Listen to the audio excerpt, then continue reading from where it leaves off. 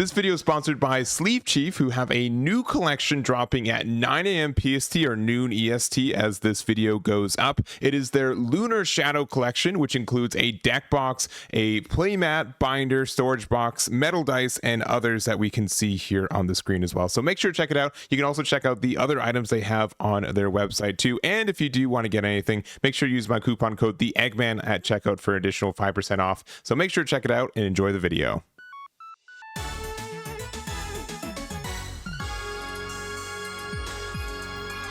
Hey everyone, Eggman here with another video, and today we've got a top 32 breakdown for the UKTC's London regionals that happened this past weekend. They had just under 1,000 players, 10 rounds of Swiss best of 1 into a top 32 cut best of 3. And again, this format's super fun. It's super diverse right now. There's a lot of different decks I want to go over, and I really can't wait to do it. So real quick before we start though, if you guys are new to the channel, please make sure to hit that like and subscribe. We make a lot of content for the One Piece card game. Also, if you want any of the deck lists for this event, you can find them on my website, Eggman Events, which is the page behind me. And we are doing a good job at keeping up with the meta in general. So we've got a lot of events, including the Pasadena one that also happened this weekend. There are 2 other regionals, with the one in Virginia as well as the one in Greece that I'm doing my best to get up there as soon as possible, as much as I get the data. So yeah, making sure to keep as up to date as possible. And again, this format is super diverse. There's a lot of different leaders, and even within leaders, there's different builds to go over, and I think that's really exciting. So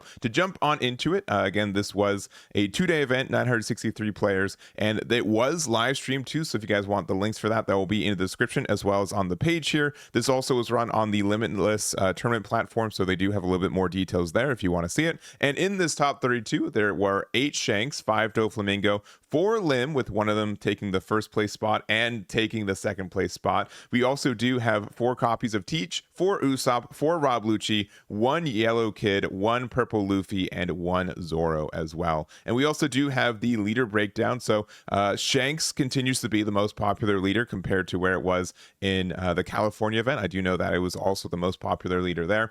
Seeing Blackbeard as well as Dofi and Luffy, just seeing a little bit of that, like 50% with Bonnie just getting over it.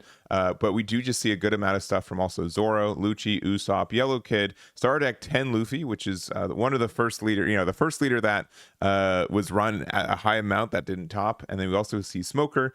Smoker also has been kind of in a weird spot. It didn't top the regionals from California here in Pasadena, but it did get a first place finish in Athens as well. So I'm curious to see what that build looks like when we get there. 24 Lim, so 24 Lim players were in this event, and 4 of them were able to get into the top 32, which I think is insane, especially since 2 of them were in the finals. So that's a really good conversion rate for Lim for this event too. 23 Reiju, as well as 153 other decks from there. So again, a huge amount of diversity. I know that some decks are definitely more popular, but it doesn't equal more strength like it has seen in other formats. So I think that's cool. So anyways, we are going to go over the top placing leader or list for each leader in this top 32. Again, we have all the deck list here on Eggman Events, so you can check that out if you want to. But we're just going to start off with our first place list, which is Benjamin's version of Lim. So a couple things to kind of preface this with. One, I was not a Lim believer for a long time. And if I was to get like a little bit of a bailout, I would say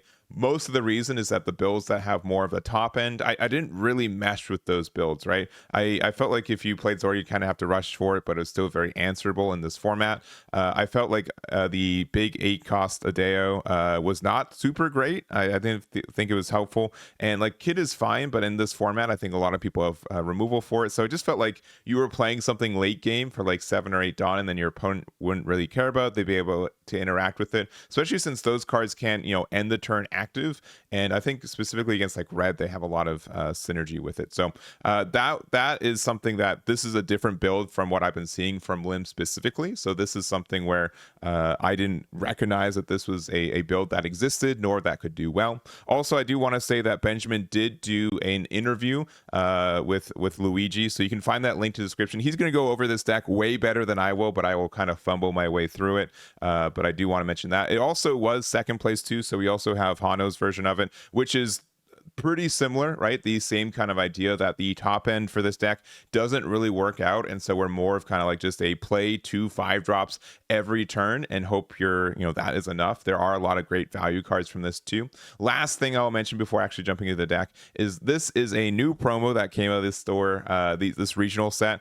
It is, as a result of this weekend, very expensive right now, and so if you guys don't have this card, there is a Ace 2K that you can also sub in for it. I don't think this card came up very often. I think it is better than Ace in the format generically, but it's not to a point where like you can't play the deck if you don't have 4 copies of that. So I do want to mention that because this one is a little bit expensive right now. So 2 different philosophies though between Benjamin and Hanno's version for it is this Orochi. So most of the reason for this is that this is a 2K that you can play for 1, and then since so much of this deck is dependent on finding your 1-drops, but also being able to just have a second card rested for all of your abilities, this is just one of the better cards for it. Also, it can give you card advantage necessarily with the artificial devil fruit smile.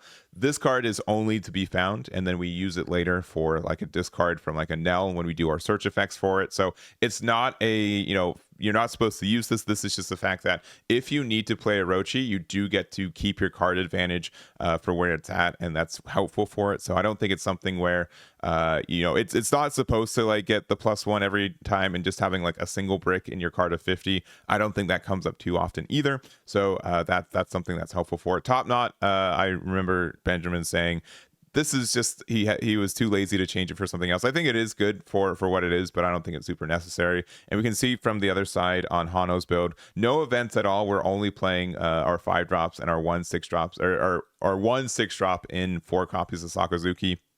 I do think this card is very strong in this format. There are a lot of 5-drops that are just very valuable that this can remove. Ideally, like 5-cost Smoker gets hit by this very easily, and like the new 5-cost Luffy from Star Deck 21, so you can get some really good value from that as well. I do also want to say something I probably should have led with this one too. Lim's a little polarized because you have to go first with it, and I also think Benjamin's a super good player, and I met him in Japan and we talked for a good amount, and he's definitely a grinder, but he also, I think in Swiss, won 7 of his dice rolls into the day. And then since he finished undefeated day 1, he had top seed, which meant that in every match, he got to decide who went first on game 1, which was always going to be him. And then even if he lost game 2, he could go first again on game 3. So guaranteeing that you get to go first 2 out of 3 games for Top Cut does make Lim a very, very strong deck, I think, in that format. I think he's said publicly too that he's not sure if he'd take Lim again because it is very dice roll dependent. So he did get a little bit above average on his dice rolls, and then being able to again be first seed into day 2. So that's been my only other reservation about this deck, is that it does have going first versus going second, the win rate is very different because of it. So other than that, I think this is a really cool deck, and I do want to do some testing with it. I will likely do that this week, and congratulations to both Benjamin and Hanno for their finishes there. Hanno's build just had both the Ace and the Audio 2K, so we were running 16 2Ks with the Usohachi as well. So in that case, I guess it'd be harder to replace it in a build like this one, but I think that the deck is still very, very strong. Congratulations to their first and second place finishes respectively. All right, going into top 4, we have Maurizio with their version of Shanks, and Shanks is just kind of in a weird spot mentally for me, right? It is a deck that can win and lose, I feel like, every matchup in this game at about an equal clip. You do have some very good cards right now. The 3-drop Sanji has been huge for this deck, just being able to play it on 3 and then have like some 6K pressure later. And it's like one of our few actual consistency cards, since it does draw a card to help us find stuff into the late game. We are also playing the Chopper. I think Lucky Rue's gone a lot of value in this format compared to the previous one, where there was like Lucci, who could just remove it before you got the value from it, and Dofi, that's still around. Both decks are still around, but Dofi can just bounce it back with Law. So, but there are just, again, some decks that have to respect it. I think like Lim specifically, all your cards are 5-drop 6Ks, right? So unless you're able to rest this and get around it, Lucky Rue just gets like a block and a removal at the same time, which is really, really good. We are playing, again, more of the red hair package, since we see this this with Uta. I don't think you have to play this, and I really don't know which version of Shanks is better, to be honest. I think they're all about the same, and it comes down to personal preference, at least at this current point in this current meta. But I do like that we are able to look up for our our red hair pirates. So we do have our Beckman. We also do have our Shanks, which we're running 4 of the 10 costs from OP9 and 1 of the ones from OP6, and then we are running the kick course. So no copies of Red Hawk and no copies of Divine, which it is surprising to see no Divine Departure not seen when we are playing like the Red Hawk or the red haired pirate searcher with Uta. I know some people are still kind of on the fence if it's a real card or not in this deck specifically, and I know some people are just kind of writing it off as not as strong as it needs to be, which I think is fair. And red Shanks is all just about trying to find the build that you get the most consistency with, because sometimes you do just win because you go, my turn 4 was Lucky Roo, then I saw either Luffy or Usopp on curve, and then I found 2 copies of Silvers to just warp the game and make it so my opponent really can't do any damage, and I get some removal. So since the Silver's Rayleigh isn't really searchable, it is a little bit tough to be consistent with that, and so I think that's like kind of the cornerstone for this deck at times. But I think this is a really good finish. Congratulations to Maurizio for their finish with Shanks. And then wrapping up the top 4, we also do have Nejc with their version of the Teach, and I probably said that wrong, so my apologies for that. But this is running, I would say, a little bit more of what people are dubbing like the casino version. Mostly it's with this I bid 500 million. So generally the most important thing about this card is the trigger. You get to KO up to one of your opponent's 6 costs or lower, or return it to the owner's hand, which interacting with a 6 cost card off of a trigger is generally unheard of in this game, right? Normally we can get rid of like a 4 cost, maybe a 5 cost, something with like Jet Pistol or like Mulgun. If we're able to find it with us having a 6 cost, we can get rid of a 7k or less. But interacting with a 6 cost off of a trigger is insane value. So that's something that I think is important. This does also have chances to interact with cards as well. So if we get like a copy of like especially like in the mirror match, right? If we have Von Augur out, we can use it, give something -3, and then we can play I bid 500 million to be able to get rid of a Burgess in the mirror match, put it back into their hand. So that is something that's really important too.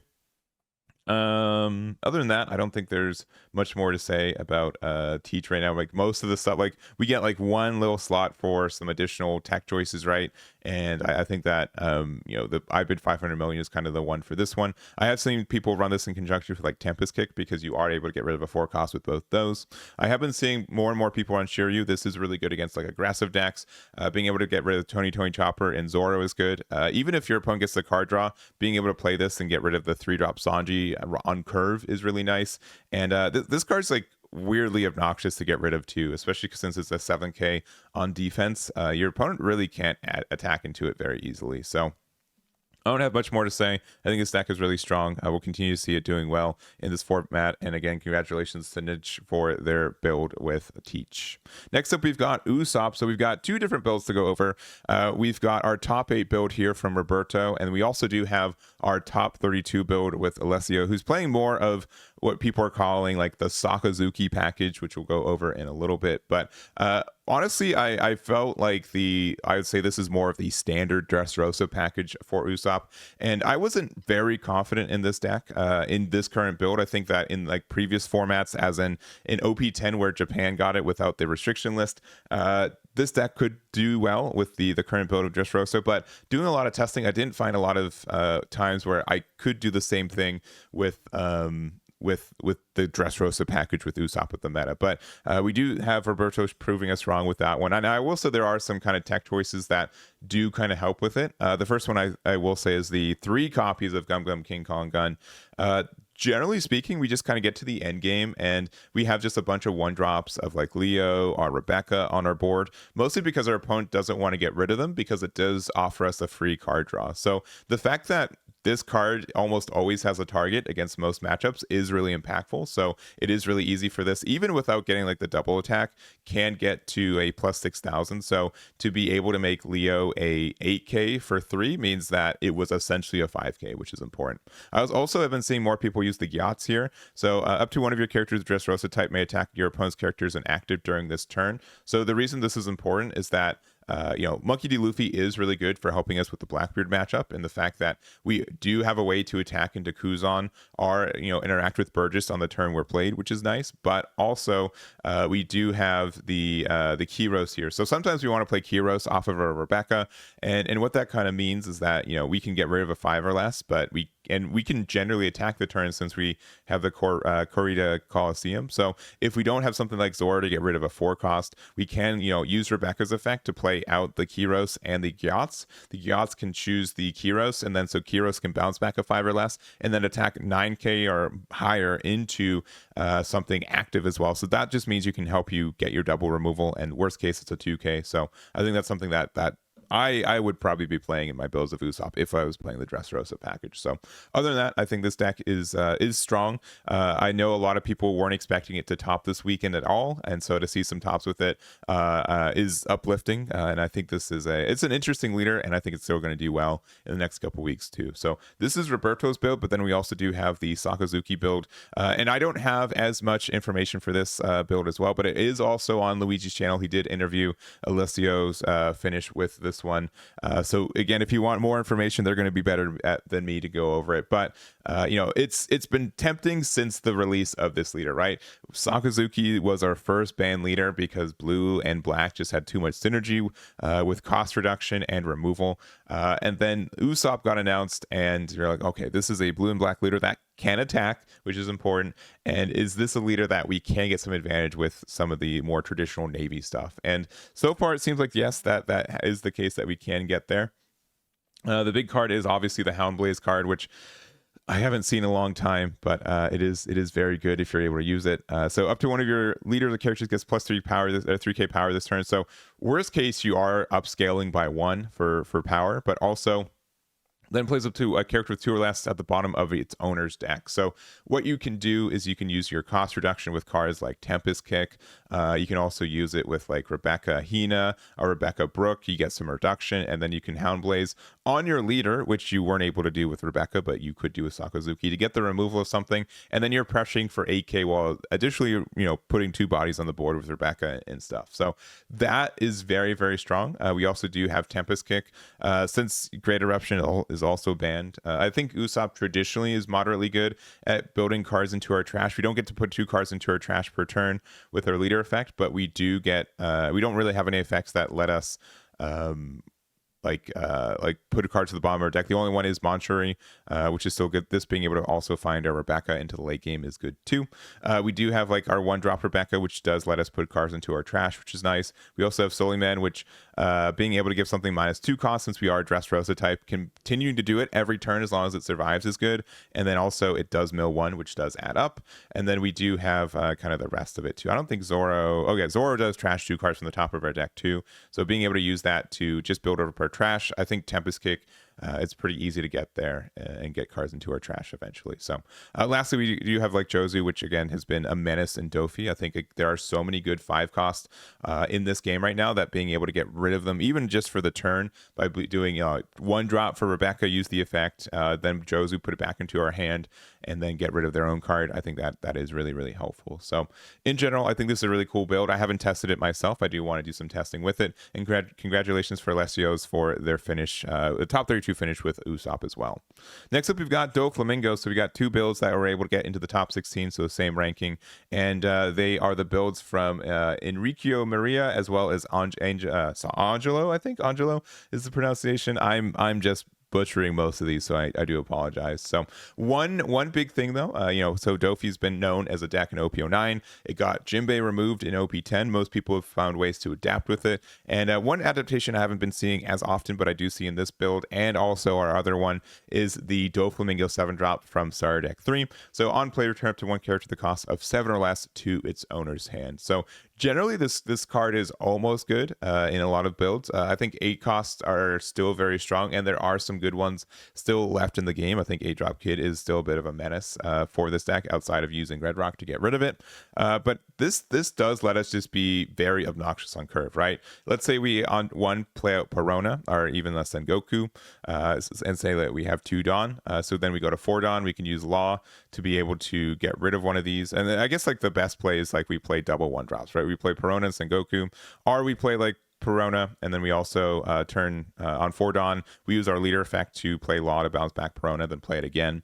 On 6, we play Jozu, and then we get the tempo still, and then on 8, we play Dofi. It just means that we can just consistently make it difficult for opponent to put any cards on board that stay on board while we continue to build our own. So I think that's something that's great. I think like that Dofi is also good because it is a 7 warlord, so it is searchable off the Sengoku since it doesn't care about cost for cards. So I do think that's an interesting adaptation which can help you, I think, in some pivotal matchups as well. So we do have that, and then also we do see it again. Only 1 copy from this one. We do have instead like the Raging Tiger, which is great, specifically against Blackbeard. Being able to get rid of 2 copies of Burgess is absurd.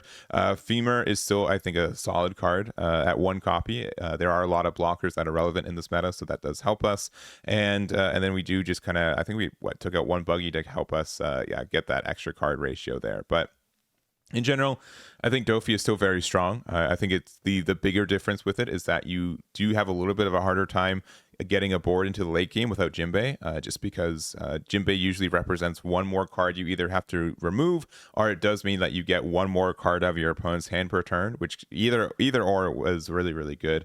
But without it, the deck can, if they have a little bit of a slow start, it's hard to regain that momentum without Jinbei in that way. So I do think Dofi is good. I think these are both some good builds for it. Congratulations for both of our top 16 Doflamingos. And then jumping into our next top 16 deck, we've got Rob Lucci. So this is Yuri's version of the deck here.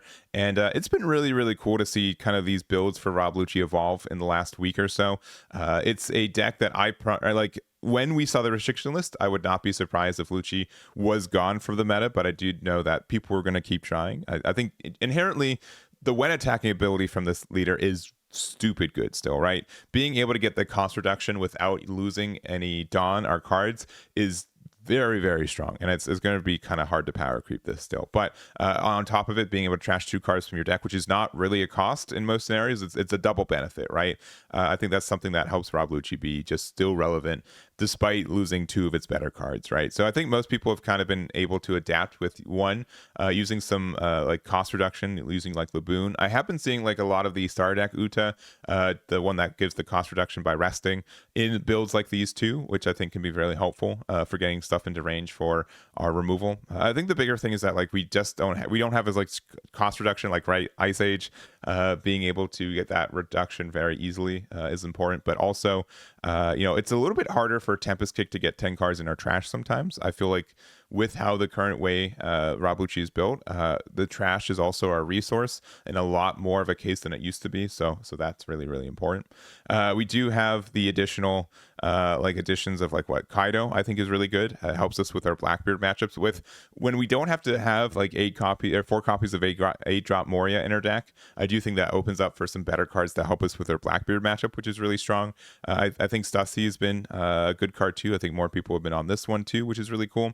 And then we just kind of have more of our standard Cypher Pole stuff. So I don't have much more to say about this one in particular, but I think Rob Lucci's in a moderately good spot right now still. It's been really cool to see the builds evolve again, and congratulations to Yuri for their finish there.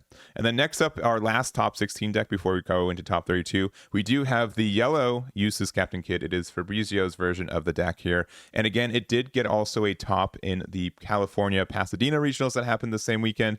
And this is a deck that I was not I don't think it's, how do I say it? I'm not surprised that it's able to top with it. I don't think it'd be able to win an event. I don't think it's consistent enough to be able to go undefeated in an event of these sizes. But I do think it is probably a little bit better than a lot of people are giving it credit for. I do think it's a deck that people weren't expecting to get some tops for, and obviously it's only gotten 2 tops over 2 events that we've been able to cover for, so nothing crazy, but it is something that I think is viable, at least in this format, right? So I know some people also said that this is missing its 4-drop law promo for this deck, which I don't think this is as important. I think it is a little bit maybe important for the green and yellow law deck, but this deck I think can survive fine without it.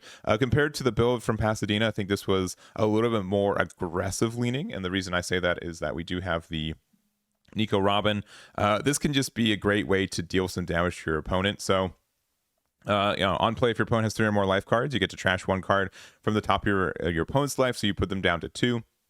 ideally are from 4 to 3, but then also we can play Kid afterwards and get like being able to go 6 Dawn, burn a life, 8 Dawn, burn a life. Some decks really can't survive that, and it can really bully a lot of 4 life leaders too. So I think that's something that's really strong. I do like the additions of the vanillas, like the Cavendish as well as the Urouge, being able to use these as just like bulky blockers that can do some good trading with. I think 5-7 is a really good stat line, and 6-8, like this is kind of where a lot of decks can't interact with you easily, to the fact that it has a lot of cost and a lot of power. Like you can Jozu this back, which feels really bad, so likely don't play this card against blue.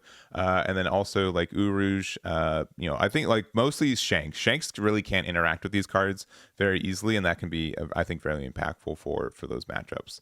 Other than that, I don't have much more to say. I think this deck is in a good spot. It's kind of a still it's still a control deck, right? I think at the end of the day, like you still want to be more defensive.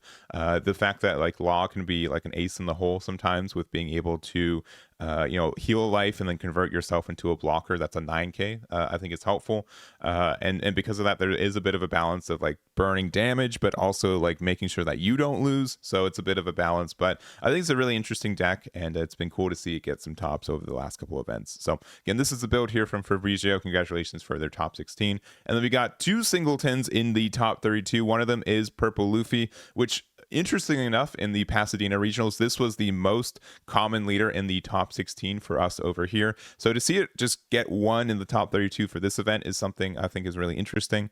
This is a somewhat known deck. I know there's been a little bit of changes for some builds. The tech cards that I see are these 1-drops of Nico Robin. 1 copy of the 2-drop blocker Nico Robin. The 4-drop Law, which is searchable off the 1-drop Law as well, which is helpful. Most people are on Gamma Knife, which is great for being able to interact with Eustass Kid, but there are just some weird scenarios where this does let us get some pressure on cards I think your opponent's not expecting. We do have a single copy of Blast Breath, which I haven't really seen this card, at least in this deck, so I think that's impactful. And then just kind of the rest of the key cards from there. I will say like 9-cost Luffy has been really strong, I think, lately in this deck. It does really help us in our Shanks matchup because they don't really have a great way to interact with this card, and it does let us go very aggressive in that matchup. Like we can play like Luffy Taro as well, but generally speaking, I think these just kind of make 2 more interactable cards for Shanks to kind of deal with. This card that just hits the board and it stays there until they maybe pressure it with their 10-cost Shanks, which is usually 2 turns away because we get like our double ramp with Luffy. So I do think that helps the matchup a lot. I think that's really helpful. And again, this deck is really good. It is a little bit dependent on going first or second sometimes, and it is still a little bit RNG dependent on seeing our cards on curve, which we get less time because our curve is a little bit faster than others. But I do think Purple Luffy is still good in this meta, and congratulations to Francesco for their finish there. And then to wrap it up, we do have Zoro, and this is Mattia's version of the deck here. In the Pasadena regionals, we did have a different build of Zoro. It's more of the traditional rush build of it, but I still think the animal build is in a really good spot for this meta in general. This card is crazy, right? This can generate 2 bodies on your board very easily. The fact that also we can play it for 1 off the top of our deck potentially is also just absurd value, and I think it's something that this deck is just very, very high rolly at times, and not even like high rolly where you have to high roll to do well, but when you high roll, most decks just can't answer the amount of pressure you get to do with it, right? So I think that's impactful. There's also like, if your opponent doesn't know, like let's say you pass on 2 Dawn, you leave it up, they attack into you, play 2 of these, and if you play like 2 3-drop choppers off the top, like you can just win. Like you can just win on turn 2 sometimes. So I think that's very strong. Some additional cards for this deck that are kind of newer. We do have the 2-drop Sanji, which does give a Straw Hat Crew type with 6k power or more. It doesn't have to be original cost, so you can just buff it up with Dawn, then use this effect. It gives it like a Jambé effect. I still kind of like 1-drop Jambé in this deck because giving it to your leader can be very impactful, but obviously being on a 2k body with some conditions does still help us out. We do also have like the 3-drop chopper. I don't see this card as often, but the fact that you can use this attack to attack, when attacking, to find either another rush card. It also can find, or actually, does it have to be? Yeah, just 4 costs or less, right? So it can find another rush Zoro if you need to. The fact that it can find Sanji is really good. It can also find like Nami, which can let us find the card that we're actually looking for off the top 5. All of that's really good. So I think it's like a good 3 cost 4k that it's just an animal that we can play off our things and can help us find our pieces that we really need. So it's only can find characters, so you can't find Shut Up and Come With Us, but it is still a really solid card. So other than that, I think Zoro's in a good spot in this meta. I am a bit surprised it only got 1 in the top 32, but I do expect it to still do well in the next couple weeks. So that is the build there. And that's going to be it for this video. I know I've been rambling for quite a bit, but if you guys want, again, any of these deck lists, you can find them on my website, Eggman Events. We're going to continue to get more and more event data for the OP10 format, and I really can't wait. It's been a lot of fun, and I've been having a good time in this meta too. So that's going to be it for me. Thank you guys so much for watching, and I'll catch you all next time. Damn it.